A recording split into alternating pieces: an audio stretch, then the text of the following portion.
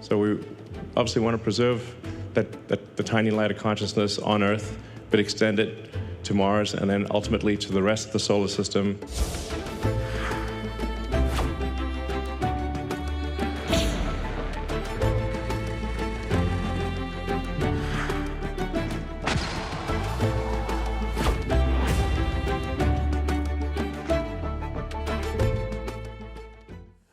최근에요, 일론 머스크의 스페이스X가 상장을 위한 기업 공개를 예고하고 있어서 굉장히 화제입니다. 고란 기자. 아니 뭐 지금 거의 주식시장이 난리예요. 정말 역대급입니다. 상장 시기를 목표 상장일 올해 6월로 잡았는데요. 이 나스닥에 상장하기로 했는데 이 서로 거래소들이 제발 우리 증시에 좀 상장을 시켜주세요라고 하면서 나스닥 같은 경우에는 특별 규정을 적용해서요. 네. 나스닥 배축수에 바로 편입하는 그런 파격 조건을 내세우면서 그렇게까지. 이렇게 이제 스페이스X를 유치한 겁니다. 네. 예상 조달 금액이 최대 한 750억 달러. 네. 그러니까 조달을 바로 시장에서 한 100조 원 넘게 하는 거고요. 목표 기업 가치가 더 놀랐습니다. 1조 7,500억에서 한 2조 달러 예상하고 있거든요. 그래요? 지금 엔비디아가 시총 1조 1위인데 4.9조 달러예요. 그리고 알파벳, 애플, MS, 아마존, 브로드컴, TSMC, 사우디 아람코, 뭐 메타, 테슬라가 있는데 놀라운 게 만약에 2조 달러로 상장을 하게 된다라고 하면 바로 상장하자마자 시가총액 6위 기업이 되는 하자마자? 겁니다. 예. 더 놀라운 건요. 테슬라 시가총액이 지금 1.5조 달러거든요. 근데 스페이스X가 2조 달러로 상장을 하게 되는 겁니다. 아니 이러다 보니까 너무 막 들썩들썩 거려요. 근데 그러면 이것부터 짚어봐야 될 것 같아요. 대체 이 스페이스X라는 기업의 정체가 뭡니까? 스페이스X는요, 그 항상 화성 갈 거니까라고 외쳤던 일론 머스크가 2002년에 만든 민간 우주 기업입니다. 네.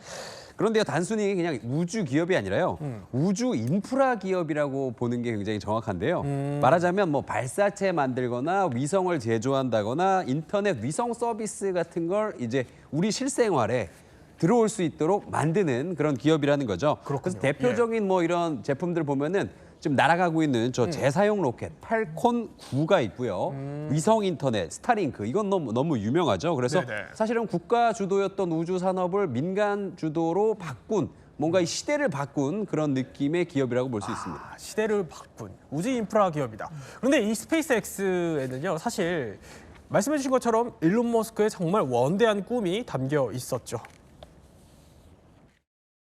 The image in my mind is of a tiny candle in a vast darkness, a tiny candle of consciousness that could easily go out. And that's why it's important to make life multiplanetary, such that if there is a natural disaster or a man-made disaster on Earth, that consciousness continues. That's the purpose of SpaceX. 자, 그러니까 머스크의 얘기는요, 이 지구가 아니라 이제 인류가 사는 그 거취를 여러 행성으로 한번 확장시켜 보겠다라는 겁니다. 그런데 좀 어떻게 보면 머스크 측의 좀 공격적인 목표 제시, 여기에 대해서요, 좀 일정이 좀 반복적으로 지연되면서 일각에서는 이런 얘기가 나옵니다. 볼까요? 자, 그러니까 2020년에는 완전 자율주행 차량이 가능하게 할 거다라고 했는데 이거 살짝 지연이 됐다라는 지적이 나오고, 2026년에는 화성에 인간 착륙을 시키겠다라고 했는데 우주선 스타쉽 개발, 화성 대신 달 착륙 목표로 변경했다라면서 이것도 일부 지연된 거 아니냐 이런 얘기들이 나오고 있는 거죠. 자, 이렇게 뭐 일각에서는 회의론도 조심스럽게 나옴에도 불구하고 우리가 이 얘기를 하는 허준임 교수님, 스페이스X 여기로 이제 국내 투자자들, 우리나라 투자자들의 관심도 번지고 있어요? 그러니까 그 서학 개미들 중에 일부가 사실은 이거 우주 산업이 또 이거 굉장히 향후에 테마 산업이 되는 거 아니냐라고 생각하고, 사실 4월 처음 보름 동안만 해도 지금 여기 미국의 대표적인 2개 회사, 하나는 로켓랩이라고 해서 우주 발사체를 보내는 그런 회사고요. 또 하나는 이제 AST 스페이스 모바일이라고 해서 우주에서 저희가 얘기할 이 저고도의 위성에서 받아서 저희가 통신을 할 수 있는 그런 거 개발해 주는 회사인데, 이 회사에 대해서만 투자액이 4월 처음 보름 동안만 지금 1,000억 원 가까이 되고 있고요. 그래요? 그리고 최근에 국내 증권사들이 전반적으로 우주항공, 미국 우주항공 ETF를 지금 엄청나게 출시하고 있는 상황이어서 4월 한 15일 정도에 들어간 규모만 해도 벌써 여기 화면에 나오는 것처럼 600억 원이 지금 넘어 있는 그런 상황입니다. 아니 그러니까 기업이 상장할 수 있다. 이 가능성만으로도 지금 우주 관련된 산업으로 돈이 몰리고 있다. 이 얘기인데 이거 궁금합니다. 정말로 돈이 될까? 지금부터 하나씩 그 산업을 저희가 뜯어보도록 하죠. 자, 우주 산업이 본격적으로 돈이 될 수 있다 그 가능성을 보여준 시발점은 바로 이거였습니다. 로켓 재사용이라는 건데, 자, 이거는 먼저 한 2015년, 그러니까 10년 전쯤으로 거슬러 올라가 볼게요. 스페이스X가 세계를 이렇게 깜짝 놀라게 했습니다. 자, 2015년입니다. 스페이스X의 로켓 발사 현장이죠. 이 로켓 발사장 저 멀리서 저렇게 붉은 화염이 보이는데 별똥별처럼 빠른 속도로 내려오는 것 바로 발사체입니다. 인류 최초로 하늘로 발사된 그 로켓의 1단 추진체를요, 지상에서 성공적으로 회수한, 그러니까 돌려낸 그런 역사적인 순간이었던 거죠. 저때 정말 이용주 평론가, 전세가 경악했었죠. 너무너무 놀라웠습니다. 예. 이게 개념으로 치면은 사람이 총을 쐈는데 총알은 날아가고 탄 피가 다시 총으로 돌아온다는 개념이잖아요. 예, 예.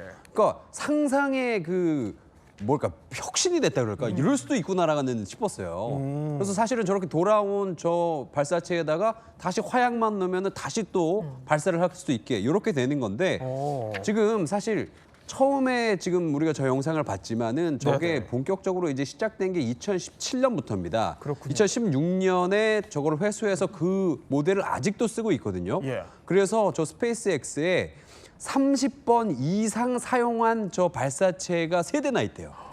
그리고 그 중에 한 대는 최근에 33번째 재사용을 한 거예요. 그러니까 한 번 만들면 네. 이거는 30번 이상 쓸 수 있다는 거잖아요. 그렇군요. 얼마나 많은 돈이 여기서 절약이 될 수 있겠습니까? 우주에 가기가 조금 더 쉬워지는 것이죠. 상당히 많은 돈을 또 절약할 수 있으니까 이게 사실상 돈이 되는 거 아니냐 이런 건데, 자, 얼마 전에 그 아마존 창업자죠, 제프 베이조스도 우주기업을 설립했는데 블루 오리진이라고 해요. 여기도 재사용한 로켓을 발사하고 다시 이걸 회수하는데 처음 성공했다 이런 얘기들이 전해지고 있습니다. 그런데 이 재사용 기술이 점점점 발전을 해오고 있죠. 네, 그렇습니다. 이 스페이스X가 이제 재사용 기술로 시작을 했는데 예. 과연 방법이 저거밖에 없을까? 이 많은 과학자들이 고민을 했어요. 그래서 여러 가지 방법들이 제시가 되고 있는데요. 지금 보시는 게 일단은 스페이스X입니다. 보시는 게 네. 네, 그래서 화염을 뿜으면서 이제 스페이스X 화성 탐사선 스타쉽이 이제 날아가고 있는데요. 예. 지금 보시면은 3분 발사하고 3분 뒤에 1단 추진체가 분리가 되고요. 분리되고. 네, 그리고 나서 왔던 길을 빠른 속도로 이제 다시 이제 내려오고 있는 거예요. 아, 보통 저렇게? 옛날에는 저게 그냥 바다에 버려졌어요. 그래서 네네. 저걸 찾으러 가야 되고 아유 엄청 귀찮았는데 막 내려오네요. 알아서 돌아오는 거예요. 어. 그리고 나서 옆기 발사대 옆에 로봇 팔이 있거든요. 네. 거기에 이제 이렇게. 쏙 돌아오는 거예요, 이게. 와, 이게 진짜 다시 봐도 너무 신기한데 그러니까요. 이게 실제로 되고 있다는 거잖아요. 오. 심지어 저거를 5일, 6일마다 한 번씩 저거를 매일 하고 있다는 거잖아요. 정말 놀라운 일입니다. 자, 그리고 다음 방법이 있습니다. 예. 요거는 로켓 랩 일렉트론이라는 곳에서 만든 건데요. 소형 로켓 기업입니다. 로켓 랩인데 이 발사가 되고요. 네. 로켓이 분리되고 하강을 합니다. 그런데 이 로켓 추진체는 낙하산을 펼쳐요. 저렇게. 아. 네, 그래서 저 낙하산을 타고 내려오고 있으면 헬기가 등장을 해요. 헬기. 그래서 헬기가 중간에 공중에서 저 추진체랑 낙하산을 갈고리를 걸어서 납치를 하는 거예요.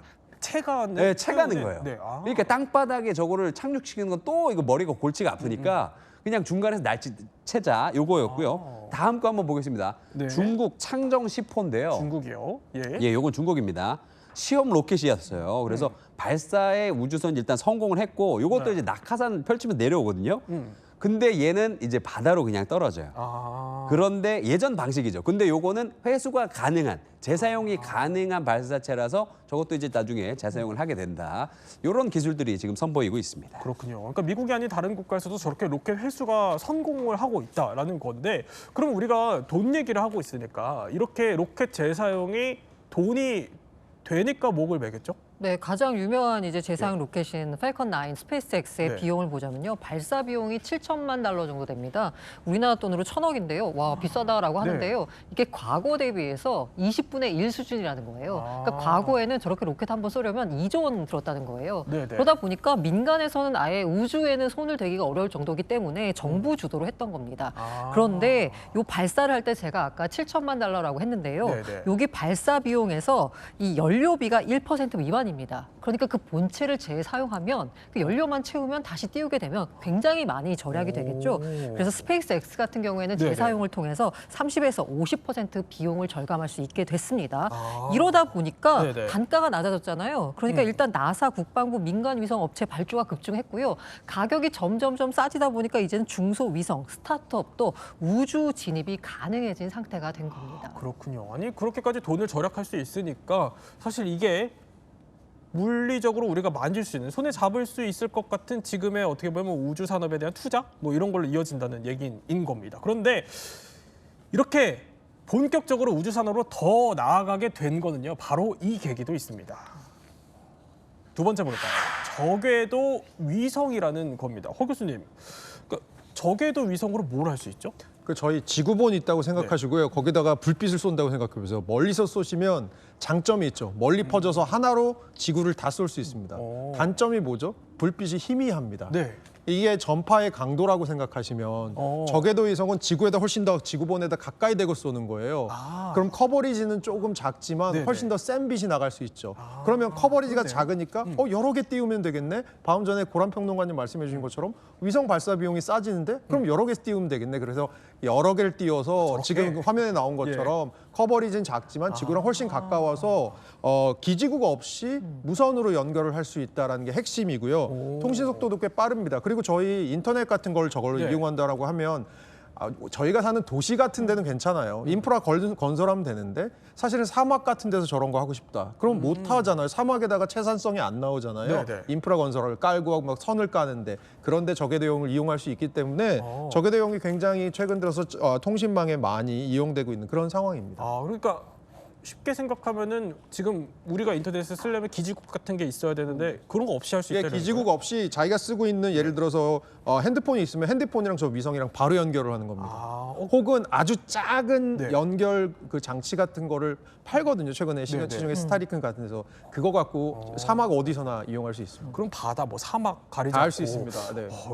그렇다는 건데 그래서 이제 사실 요 저궤도 위성이 진화해서 탄생한 게 바로 그 일론 머스크가 세우고 있는 스타링크예요. 근데 고란 기자, 정말 전 세계가 지금 이 저궤도 위성 두고 경쟁하고 있잖아요. 네, 맞습니다. 근데 스타링크 같은 경우에는 예. 그러니까 통신 품질이 상당히 좋아서 지금 현재 2월 기준으로 1,000만 명을 돌파했습니다. 어떻게 해서 이렇게 통신 품질이 좋으냐를 보자면요. 네. 스페이스X가 2019년부터 누적 1만 800여 기를 발사했습니다. 현재 돌아다니고 있는 위성만 8,000기 정도가 돼요. 8,000기? 네, 맞습니다. 이러다 보니까 이제 네. 돈이 된다라고 싶으니까 아마존의 레오 같은 경우에는 지금 현재 한 200기 정도를 띄우고 있거든요. 최근에 위성 기업 글로벌 스타를 인수했고요. 영국의 원웹이라는 곳도 지금 현재 한 700기 정도를 운영하고 있습니다. 그래요? 여기도 저궤도 위성과 정지궤도 위성을 올리고 있는데 사실 정말 주목해야 할 곳은 네. 중국입니다. 중국. 중국? 네, 중국이요. 2050년 우주 최강국을 목표로 삼고 있습니다. 그래서 저궤도에다가 수십만 개의 군지 위성을 배치하는 계획을 추진 중인데요. 지난해 말에 중국 기업들이 유엔의 국제전기통신연합에 10여 건의 군지 위성 신청서를 제출했어요. 이때 신청한 거가 몇 기냐? 20만 기입니다. 그래요? 네, 이거를 이제 위에다 띄우겠다라는 거예요. 저궤도 위성으로. 네. 그래서 아마 지금도 그럴 텐데요. 밤하늘의 별을 보면 반짝이는 거 대부분 위성이라고 보시면 됩니다. 별이 아니라요. 그리고 지금 현재 제가 아까 20만 개를 띄울 거라는 미래를 말씀드렸잖아요. 지금은 없냐? 지금도 있습니다. 지금도 이미 안보 목적을 겸하고 있는 거왕이라는 곳은 13,000개를 띄웠고요. 그리고 해외 시장 개척을 염두에 둔 챔판이라는 곳도 15,000개를 띄워서 지금 현재 운용 중에 있습니다. 아니 제가 생각했던 것보다 숫자가 굉장히 많은 것 같아요. 그러니까 한 수십만 기가 막 떠 있다 이렇게 생각을 해야 될 것 같은데 그러다 보면은 우주 쓰레기 문제 이런 것도 생길 것 같은데요. 그 몇 년 전에 나왔던 영화죠. 알폰소 프라우론 감독의 영화 그래비티라는 영화 보시면 네네. 그 영화에서 조지 클루니가 나오는데 우주에서 우주인인데 유영하다가 우주 쓰레기에 맞습니다. 그래서 죽게 되는데요. 네. 그렇게 봤을 때는 사실 우주 쓰레기가 지금 어느 정도 있냐라고 생각해 보시면 그림에도 나오지만 지금 인류가 예. 띄어올린 인공 물체 지구 주위를 돌고 있는 것만 해도 지금 3만 기가 넘습니다. 그래요. 그래서 저 중에서 특히 저궤도 위성이 약간 예. 문제가 되는 부분은요. 고궤도 위성보다 대기가 조금이라도 있는 데서 지금 돌고 있기 때문에 네네. 대기랑 마찰열 때문에 얘가 속도가 주기적으로 떨어져요. 그러면 자기가 갖고 있던 그 연료를 가지고 속도를 다시 올리면서 궤도를 약간 올려서 돌거든요. 네네. 그래서 이 연료를 계속 써야 되기 때문에 이 연료의 수명이 한 5년 정도 된다고 해요. 그럼 이거 다 되면 얘네들은 쓰레기가 됩니다. 네. 저 쓰레기로 돌게 되면 어느 정도 속도로 드냐면요. 그 시속 27,000km인데 27,000km가 어느 정도냐? 1시간 만에 우리나라에서 부에노스아이레스, 아르헨티나까지 갈 수 있는 속도예요. 그래요? 굉장히 빠른 속도로 도는 거니까 쟤네들끼리 또 충돌을 하다가 또 다른 네. 기체를 망가뜨리고 이게 지금 우주에서 굉장히 쓰레기가 되고 있고요. 또 쟤네들이 부식하면서 나오는 물질들이 이게 오존층을 파괴하는 기체들로 바뀌는 경우도 있고 그래서 지구의 환경오염 같은 문제도 지금 생기고 있어서 그렇군요. 그리고 얘네들이 결정적으로 지구로 떨어졌을 때 네네. 저희가 사는 아파트로 우주 파편이 떨어진다고 생각해 보시면 그렇군요. 그런 문제까지도 예. 지금 벌어질 수 있습니다. 그러니까 한 수만 기가 막 떠 있는데 이게 쓰레기 문제로 이어질 수 있고 저렇게 우리 일상으로도 문제가 될 수 있는 그런 영역이 생기고 있다는 거예요. 점점 진화를 하다 보니까. 그런데 자 이런 우려들도 나오고 있습니다. 영상 하나 볼까요? 자 보면은 2022년 우크라이나 전쟁 당시입니다. 그래픽 한번 보죠. 자 이게 우크라이나 부총리와 일론 머스크가 서로 주고받은 SNS 글입니다. 이게 그러니까 러시아군에 의해서 통신망이 다수 파괴가 되니까요. 당시 우크라이나 부총리가 SNS로 머스크에게 저렇게 스타링크 연결을 요청을 했고요. 머스크가 10시간 만에 이거를 연결해 줬다라는 거죠. 그러니까 이게 뭐 일종의 뭐 분쟁 혹은 전쟁 상황에서 이런 위성 사업들이 좀 개입할 수 있는 거 아니냐. 민간 기업들이 개입할 수 있는 여지가 늘어날 수 있다 이런 얘기예요. 네, 맞습니다. 통신망이 지금 파괴되면 사실 군사 작전에서의 가장 중요한 부분 중에 하나가 결국은 통신망이거든요. 통신망 파괴됐을 때 스타링크가 그것을 대체했던 대표적인 사례가 러시아와 우크라이나 전쟁에서 우크라이나 쪽에 제공을 했던 것이고요. 그리고 실제로 이거를 여러 가지에 썼던 거죠. 뭐 드론을 정밀 유도하는 데도 썼었고 아니면 포병들이 좌표를 조정하는 데도 썼었고 네. 부대 간의 통신에도 사용 스타링크를 썼던 거죠. 그래서 실제로 러시아군을 우크라이나군이 효율적으로 괴멸하는 데 굉장히 역할을 했다라고 하는데 조금 아이러니한 부분은 네. 초반에 굉장히 친우크라이나적이었던 일론 머스크가 2022년 한 10월 정도 푸틴과의 만남을 계기로 약간 또 친러시아적인 행보를 보이면서 그 후로는 우크라이나가 러시아 항구를 저 통신망을 가지고 공격을 하려고 할 때 통신망을 일부러 끊어서 우크라이나의 러시아에 대한 공습을 일부러 굉장히 지장을 주고 이런 일까지 했었거든요. 그래서 결국은 지금 앵커께서 말씀해 주신 네. 대로 한 명의 어떤 제공하는 통신망, 한 회사가 제공하는 통신망이라는 것이 저렇게 전황에 왔다 갔다 하는데 굉장히 큰 영향을 주는 것. 어떻게 보면 민간의 개입이라고도 볼 수 있을 것 같습니다. 그렇군요. 자 이렇게 이제 기업들이 성장하면서 저런 상황들까지 막 벌어진다는 겁니다. 자 그러면은 돈이 되는 우주 산업. 자 또 이런 얘기가 있습니다. 반도체 공장 건설 얘기인데 이거는 최근에 이거에 지금 관심을 보이고 있는 대표적인 인물이 있습니다. 바로 일론 머스크입니다. We need the chips, so we're going to build Terafab.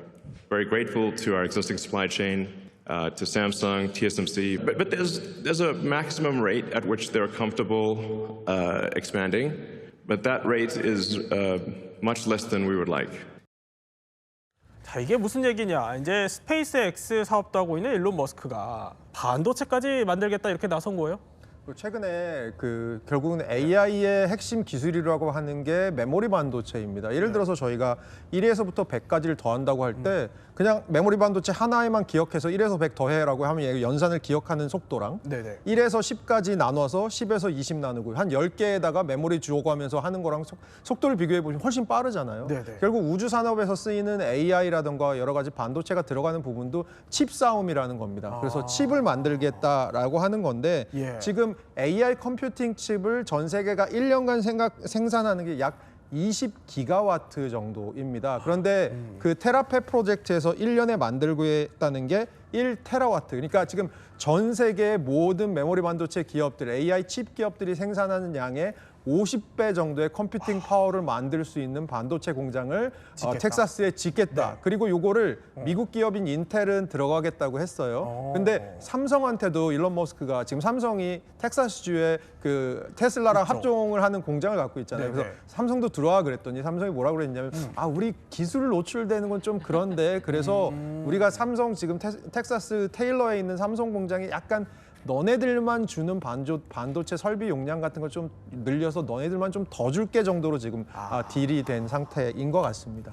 그러니까 이 AI 칩을 이제 우주로까지 확장을 시키겠다. 그래서 직접 이제 반도체 개발도 해보겠다라는 게 머스크의 계획인데, 그럼 다른 기업들 상황도 한번 봐야 될 것 같아요. 허 교수님, 보니까 우주의 데이터 센터를 주목해라 이런 얘기가 있네요. 이게 우주가 저희 데이터 센터 생각해 보시면 예. 여러 가지로 지구에 있는 게 약간 안 좋은 점이 있습니다. 뭐가 있죠? 첫 번째로는 발열이 심합니다. 아. 발열이 심하기 때문에 예, 이 발열 때문에 계속해서 옆에 큰 바다나 이런 게 있어서 물을 갖다가 계속 얘를 식혀줘야 되는 부분이 있고요. 결정적으로는 이게 전력 먹는 하마입니다. 그래서 지금 전 세계 2025년 기준으로 1년간 전 세계 데이터 센터에서 쓰는 전력량이 네. 일본 한 나라가 1년에 쓰는 전력량하고 거의 똑같습니다. 그만큼 전력을 많이 쓰고 있거든요. 그래서 우주에서 이거를 하면 이 데이터 센터를 우주에 짓기만 할 수 있다면 좋은 점은 첫 번째, 네. 대기의 간섭 같은 게 없으니까 태양광 바로 받아서 태양광 패널로 바로 저기서 전력을 생산해서 넣을 수 있다는 장점이 있습니다. 두 번째로는 네. 우주는 초저온, 극저온이잖아요. 그러니까 뭘 신경 안 써도 되죠. 저거 어떻게 발열을 잡을까도 생각 안 해도 됩니다. 그렇게 생각했을 때는 지을 수만 있다면, 그리고 네. 아까 저희가 말씀드린 위성 발사 기술 같은 것과 비용 같은 것만 낮아진다면 예. 저기다가 자재를 날라서 저기다 짓고 싶다라는 얘기죠. 저렇게 데이터 센터를 우주에 짓는다면 이런 장점들이 있지만 정말로 이제 가능할지는 더 따져봐야겠죠. 그런데 이 머스크가 우리도 이제 우주 반도체 만들겠다라면서 테라팹 건설을 공식화하면서 반도체 업계에 지각 변동이 막 예상이 되고 있습니다. 보면은요, 벌써 테슬라 홈페이지를 통해서 저렇게 우리는 한국 반도체 인재까지 영입에 나서겠다라고 확장을 하고 있습니다. 그러면 이런 머스크의 반도체 칩 개발이 당장 가능할지 젠슨 왕이 이렇게 얘기했습니다. Well, building advanced chip manufacturing is extremely hard. It's not just build the plant, but the engineering, the science, and the artistry of doing what TSMC does for a living is extremely hard. 고란 기자. 이 당장 우리 산업을 이끌고 있는 또 이 반도체다 보니까 이 테라팹 이걸로 인해서 혹시 우리 산업에도 위협되는 거 아니냐 이런 얘기도 나올 것 같은데요. 그 전문가들 사이에서는 머스크가 자기가 원하는 일을 언제든 좀 늦어지긴 했지 어쨌든 달성을 했어요. 그런데 이 반도체만큼은 쉽지 않다라는 얘기가 나오고 있습니다. 사실 이전에도 머스크가 2나노칩 생산하겠다라고 발표했었거든요. 네. 그런데 2나노 양산 경험뿐만이 아니라요. 반도체 자체를 생산한 경험이 없습니다. 제조한 경험이 없어요. 게다가 기술이 있다 손 치더라도 2나노 공정에 필요한 반도체 장비 전 세계적으로 부족합니다. 이거 확보 자체가 어렵고요. 그리고 지금도 보자면 테슬라는요. 칩 설계만 해서 삼성 파운드리 등에 이제 제조를 맡기고 있는 상황입니다. 그런데 여기에다가 테라팹을 만든다? 현실적으로 쉽지 않다라는 거고요. 일각에서는 테라팹은 고사하고 TSMC를 만드는 것도 쉽지 않다라는 얘기를 하고 있고요. 그래서 이제 각종 언론이나 전문가들 사이에서 이거는 불가능한 목표다라고 했더니 머스크가 소규모 공장에서 시작해 점차 규모를 키워나가겠다라고 했지만 사실 반도체는 또 양산이 하나의 능력이거든요. 네. 그 양산이라는 게 뭐 한두 해 나올 수 있는 게 아니라서 전문가들 사이에서는 쉽지 않다라는 평가가 나오고 있습니다. 하지만 또 우리 기업들도 긴장해야 되지 않는 시점인가라는 생각이 들기도 해요. 그러면 이제 우리가 이제 우주 데이터 센터에 대한 구상까지 이렇게 쭉 살펴봤다면은 정말로 따져봐야 될 궁금증 이걸 것 같습니다. 정말로 우주가 돈이 될까? 그러니까요, 미국 나사가 이렇게 얘기를 합니다. 우주 산업의 시장 규모를요, 2035년 얼마나 잡았냐? 1조 7,900억 달러. 그러니까 우리 돈으로 한 2,400조 원까지 이거 성장할 수 있다 이렇게 전망을 한 겁니다. 자, 이 우주 산업 정말 규모가 엄청나다 싶은데 이 우주 산업에 또 주목해야 될 분야가 있을 것 같아요. 우리가 이제 발사체 기술이나 예. 위성, 통신 등등 얘기를 했었잖아요. 그런데 좀 주목해야 될 분야가 또 있습니다. 일례로 지난해 발사한 우리 누리호 4호에 보자면 우주 환경 관측부터 항암제 연구가 가능한 13개의 위성이 실렸는데요. 예. 주목할 만한 게 이게 항암제나 바이오 분야에서도 우주가 하나의 산업이 된다라는 겁니다. 이게 예를 들어서요. 우주의 미세 중력 환경을 활용한 바이오 실험이 포착이 됐습니다. 그러니까 이 중력이 있는 환경에서는 사실 요 약간 줄기세포를 이렇게 조직 배양해서 만들 수 있는 그게 쉽지가 않은데 우주로 나가면 그게 된다는 거예요. 그래서 만약에 우주 공간에서 생체 조직을 만약에 만들 수 있다라고 하면 심혈관계 질환 치료나 난치 질환 극복, 장기 부족 문제 해결 등등이 가능한 돌파구가 열릴 걸로 기대가 됩니다. 자, 이렇게 항암제 연구까지 정말 광범위하게 우주 산업이 넓어지고 있고 무려 2,400조 원이라는 시장 규모를 이제 갖게 될 수도 있다는 건데 그런데 궁금한 거는 아직 뭐 거대한 그 반도체 공장, 뭐 우주 데이터 센터 이거 아직 현실화되지 않은 사업들이다 보니까 우리가 투자할 때 조심해야 될 것도 있을 것 같아요. 아무래도 개별 종목보다는 미래의 꿈을 먹고 사는 산업이잖아요. 그래서 이제 ETF를 통한 묶음 투자를 추천드립니다. 사실 산업 전체는 커질 수 있지만 개별 기업의 운명은 사실 장담할 수 없잖아요. 그래서 묶음 투자 ETF를 추천드리고요. 다만 그 ETF 구성 항목 중에 진짜 우주 기업이 있는지 확인하시는 건 필수고요. 게다가 우주 산업이 아까 말씀드린 실적이 아직까지는 나오지 않고 있거든요. 네. 그러니까 전체 내 돈을 몰빵한다가 아니라 내 포트에 한 5에서 10% 성장성 있는 종목으로 들고 간다라는 관점에서 접근하시는 게 좋을 것 같습니다. 네, 또 투자는 개인의 책임이고 전문가의 의견이라는 점 짚어드리겠습니다. 자, 우주 산업에 대해 한번 살펴봤습니다. 저희는 60초 후에 뵙겠습니다.